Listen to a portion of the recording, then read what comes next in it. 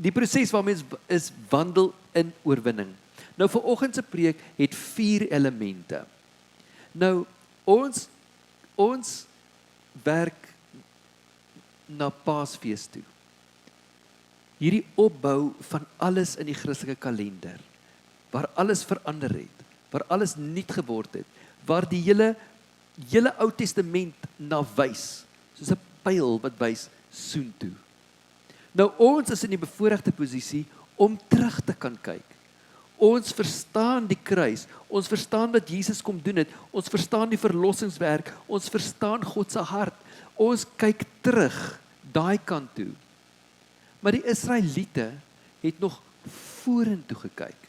Hulle het nie verstaan waarmee God besig is nie.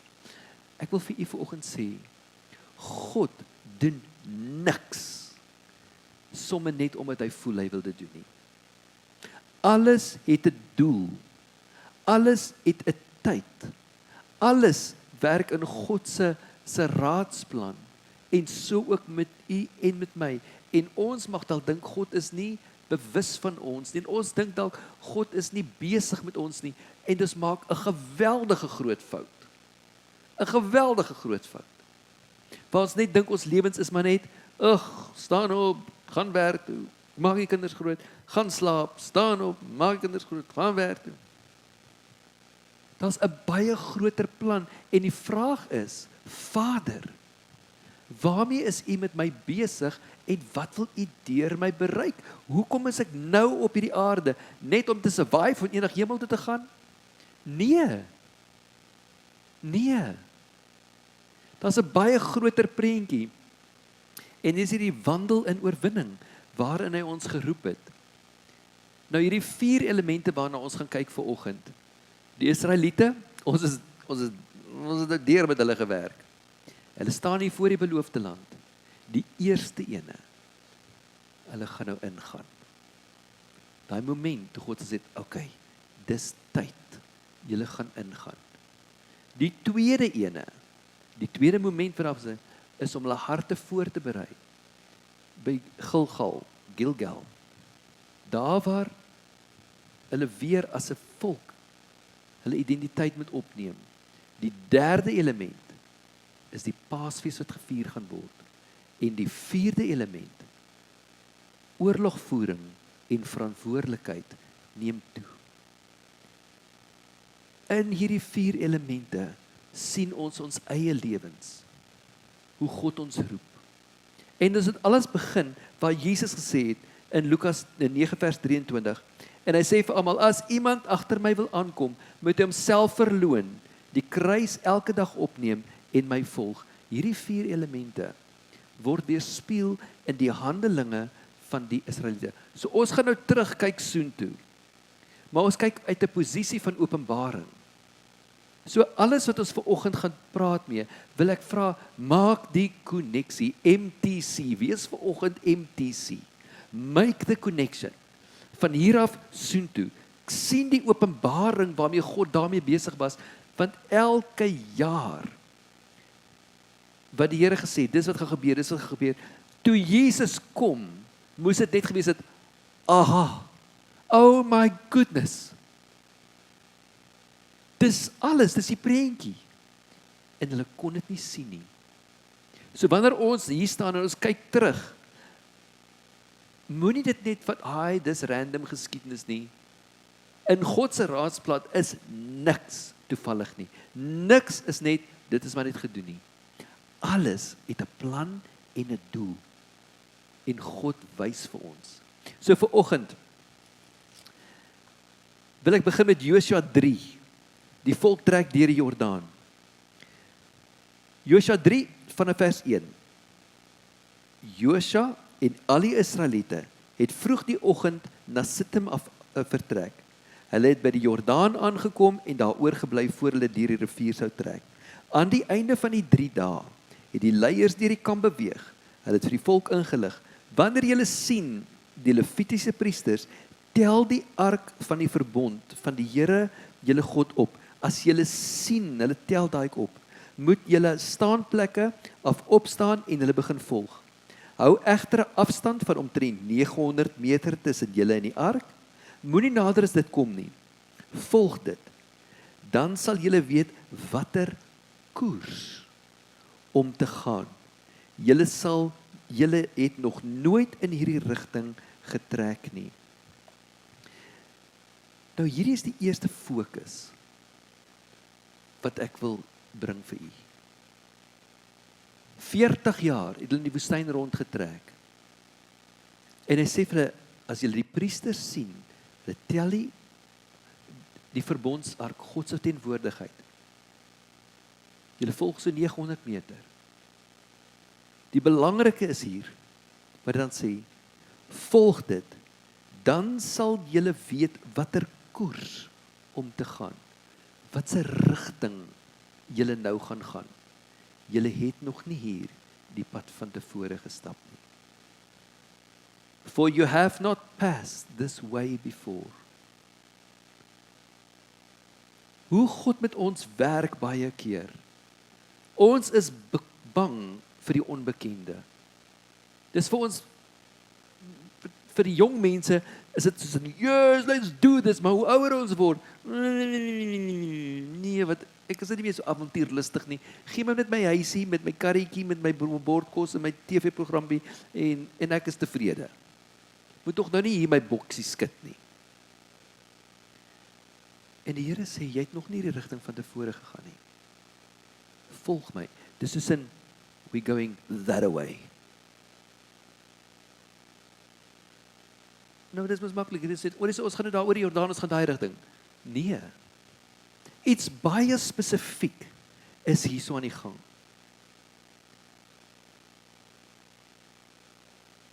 Want hy wys vir hulle, ons gaan nou oorgaan wat al die tyd nog veel beloof is. Nou, elkeen van ons wat weet, as jy 'n onbekende rigting instap, jy is onseker. Jy was nog nie in hierdie rigting nie.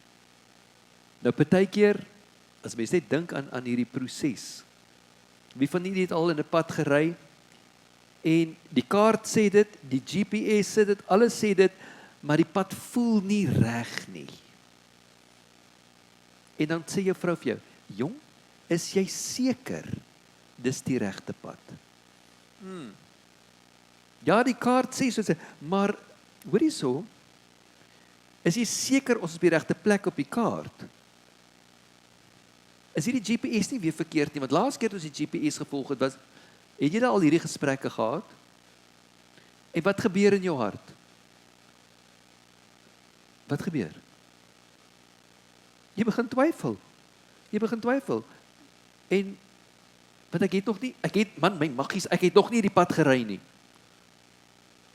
Maar as jy seker, jy begin twyfel. En baie keer is dieselfde met ons wandel met God. Ons geweet is die rigting, ons geweet is we gaan, en dan begin ons twyfel.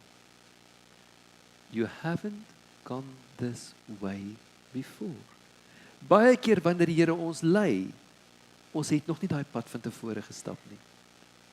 Dit mag dalk bekend wees in die natuurlike, maar in die geestelike realm, waar die Here ons baie keer lei, en sê, nou volg my, ons gaan hierdie rigting, en dan moet jy kies, gaan jy nou volg?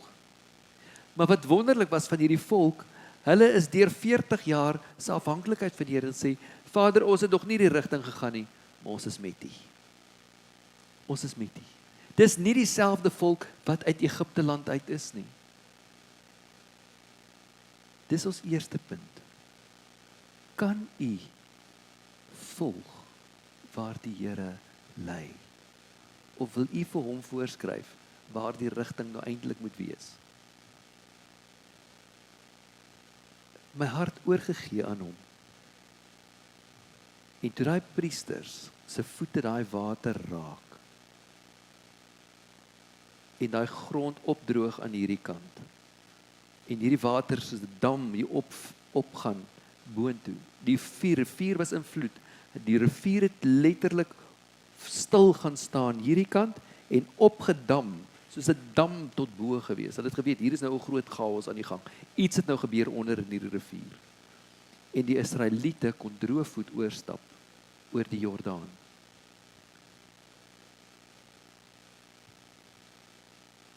Die volk moes sien, God wys vir hulle die rigting aan.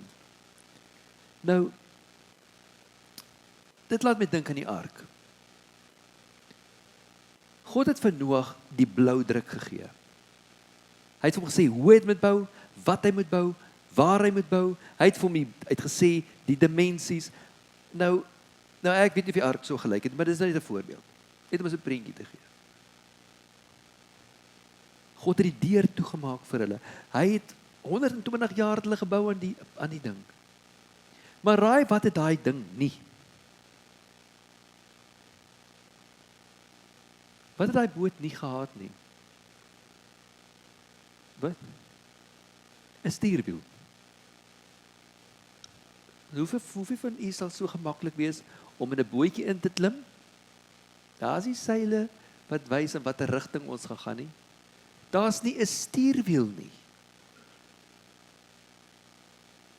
Nou gaan klim ek in daai bootjie en hier gaan ons.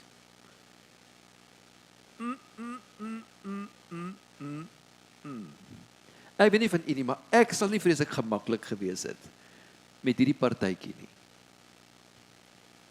Noag moes in hy ark met al die diere uit opdragte gekry wat hy moes doen. En die Here het die rigting bepaal.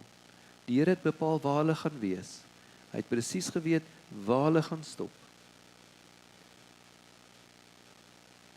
Daai vertroue op God. You haven't gone this way before. Ek is met jou. Ek wil na hierdie paar elemente kyk wat gebeur het. Die openbaring van waar ons nou terugkyk, volg sy teenwoordigheid. Stap in die onbekende in, saam met hom. Weereens ek wil hê, ons moet terugkyk van die kruis af, van Jesus af soontoe. Jesus kom aarde toe, en hy kom gee 'n openbaring van God se hart. En die mense sê, ek kan dit nie volg nie. Dis te snaaks, dis te vreemd. Ek weet God het 'n Messias beloof. Ek weet alles wys soontoe, maar nou dat dit hier is, dit is vir my te ek kan nie. Ek kan nie hier bly nie, maar ek weet nie en God sê, kom. Daar's 'n nuwe begin wat nou julle inbeweeg. Hierdie tweede element, hierdie derde element, die identiteit word herstel by Gilgal. Nou voordat hulle die Paasfees gaan vier, het hulle by hierdie plek gekom. Hulle is deur die rivier, daar's so baie dinge wat gebeur in Josua 3, 4 en 5, maar ek wil net hierdie elemente uitneem. Die herstel van identiteit in Josua 5, van 2 tot 9, gaan net 'n enkele verse daar lees. En dit is die rede waarom Josua hulle besny het.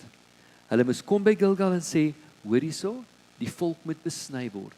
Want vir 40 jaar in die woestyn is hulle nie besny nie.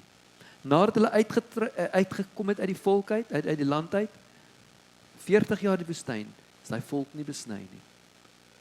En hy sê die volgende generasie moet besny word.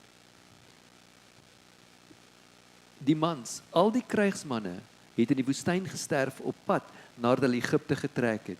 Want die hele volk wat uitgetrek het, was besny. Maar die hele volk wat in die woestyn gebore is op pad nadat hulle uit Egipte getrek het, het hulle nie besny nie. Toe sê die Here vir Josua, vandag het ek die smaad van Egipte van julle afgerol.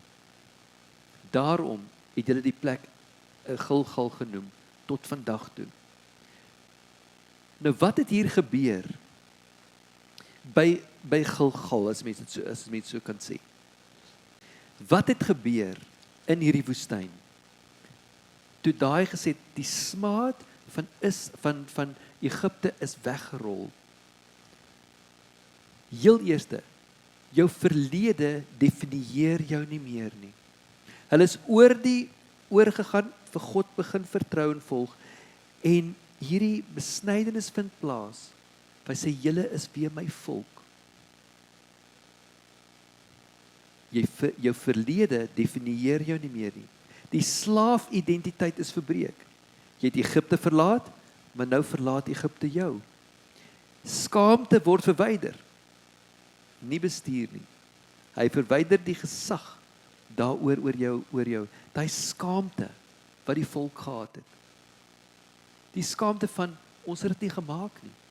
Ons is ongehoorsaam. Hulle was God se volk, maar daar het soveel dinge gebeur. Hulle was skaam. Hulle kon 40 jaar gelede in daar gewees het. En as jy net daarin dink, van die volk het met hulle gespot. As jy dit lees daar in die Ou Testament.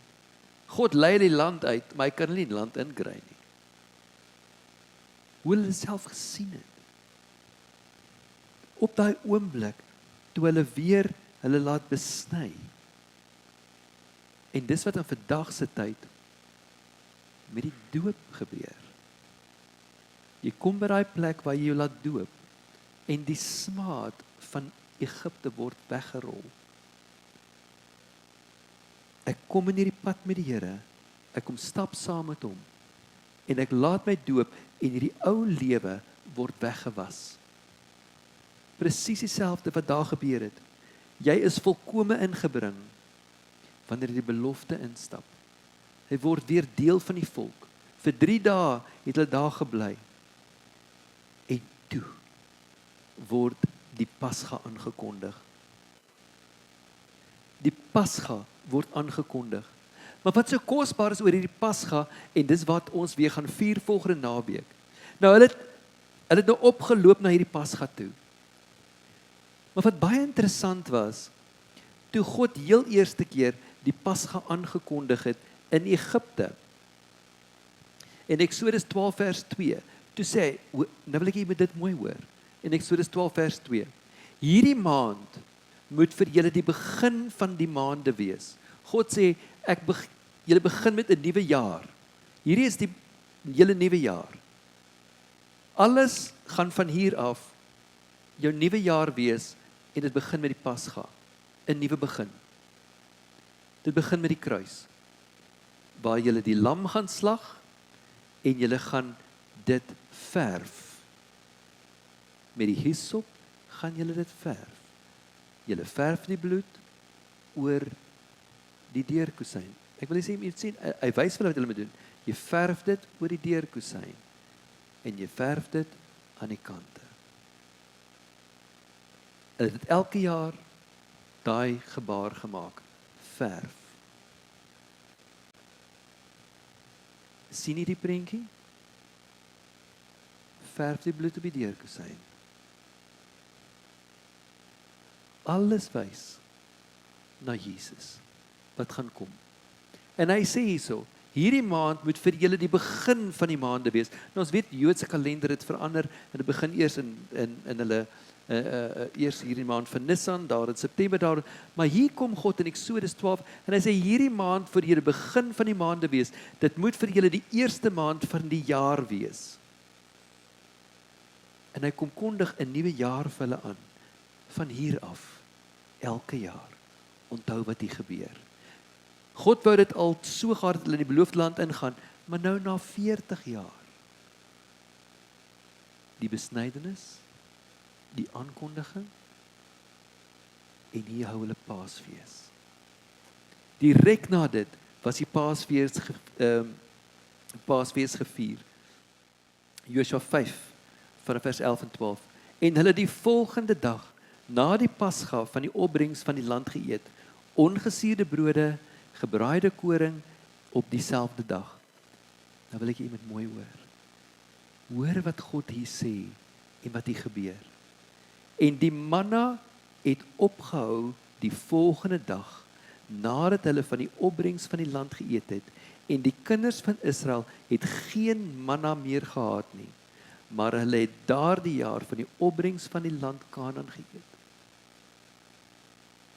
Na daai Paasfees, in die beloofde land ingaan het, toe verander alles. Jesus het kom en alles het verander na daai Paasfees.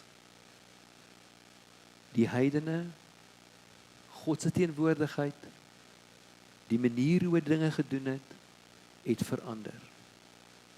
En direk wat daarna, wat gebeur het, Josua 5 vers 13 tot 15.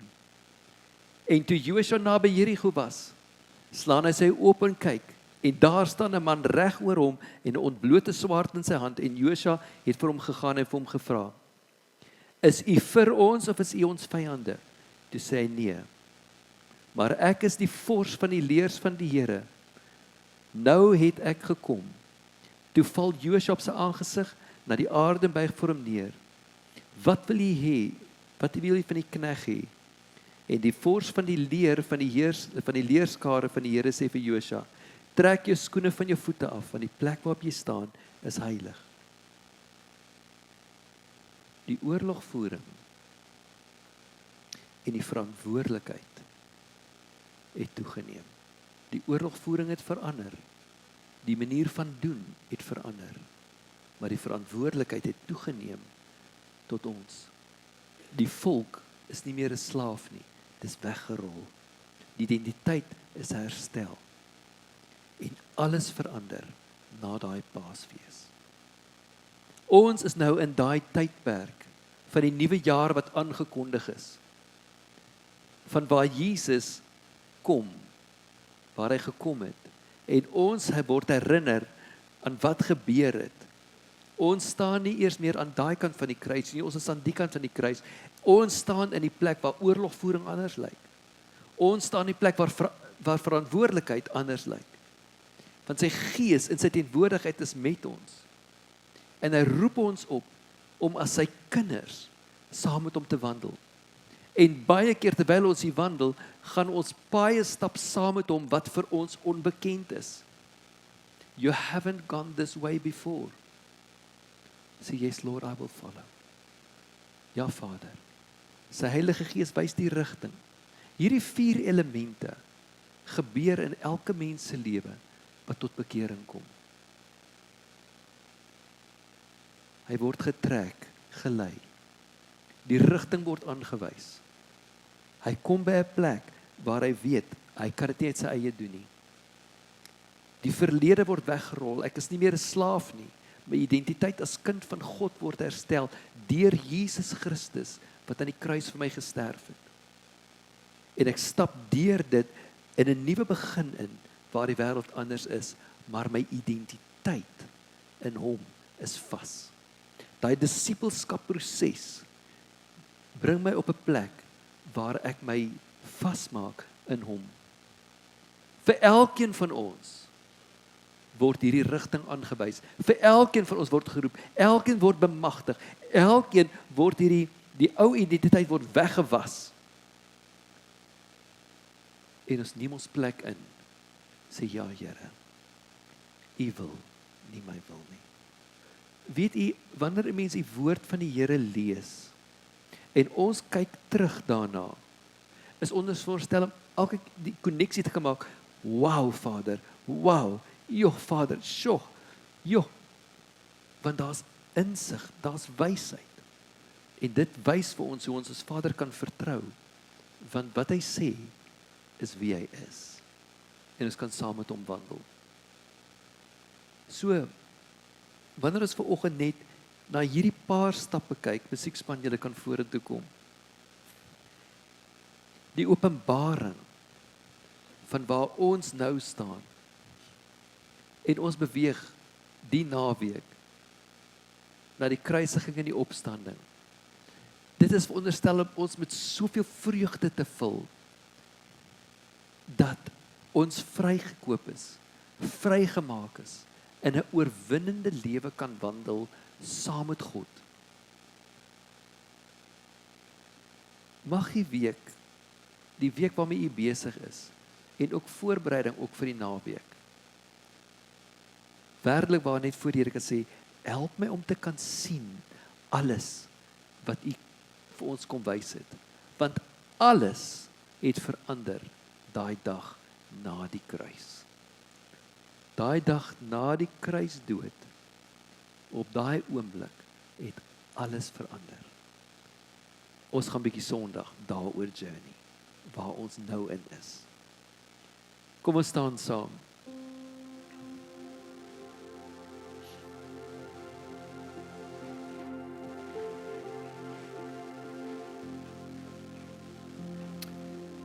Vader, dit is werklik net deur u Gees dat ons as mensdom kan sien. Vader, ek kom werklik net in so diep afhanklikheid na u toe vanoggend, Vader, vir elkeen van ons. Ek weet u rig ons, ek weet u lei ons, ek weet u stap voor ons. Maar Vader, vergewe ons waar ons so baie keer, vergewe my, waar ek so baie keer net my eie kop wil volg.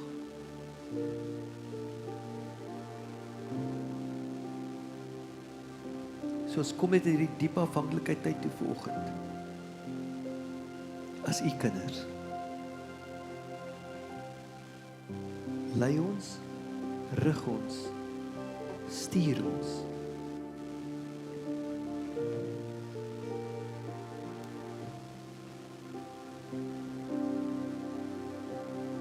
In Jesus naam.